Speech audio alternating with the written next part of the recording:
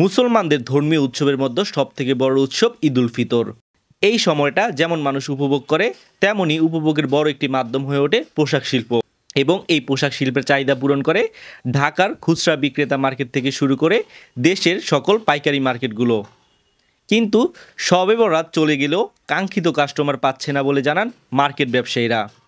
এই বিষয়ে Sadarghat east Bengal super মার্কেটের সাধারণ সম্পাদক এবং বিশিষ্ট ব্যবসায়ী হাজী মোহাম্মদ শফিকুল ইসলামের সাথে কথা বললে তিনি জানান, বর্তমানে তুলনামূলক বেচাকেনা একটু ভাটা পড়েছে, কিন্তু আশা করা যায় খুব শীঘ্রই ক্রেতারা কেনাকাটা শুরু করবে এবং মার্কেটগুলো তারা পূর্বের অবস্থায় ফিরিয়ে আনবে। বিসমিল্লাহির রহমানির রহিম। আমি হাজী মোহাম্মদ শফিকুল ইসলাম, সাধারণ সম্পাদক ইস্ট বেঙ্গল মার্কেট।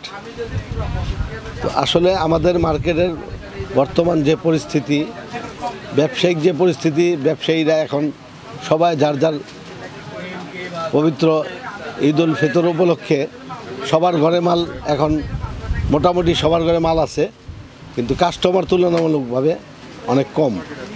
আশা করি ইনশাল্লাহ সামনে আরও ভালো হবে। আর আমাদের এই পাইকারি মার্কেট বাংলাদেশের মধ্যে বৃহত্তর একটা পাইকারি মার্কেট। এই মার্কেটের কিছু সুনাম আছে। আমাদের এইখানে ব্যবসায়ীরাও আলহামদুলিল্লাহ খুব ভালোভাবে ব্যবসা পরিচালনা করতেছে। তো মূলত সবাই আশার আমরা থাকি যে সিজন আসলে একটু ভালো বেচাকিনি হবে।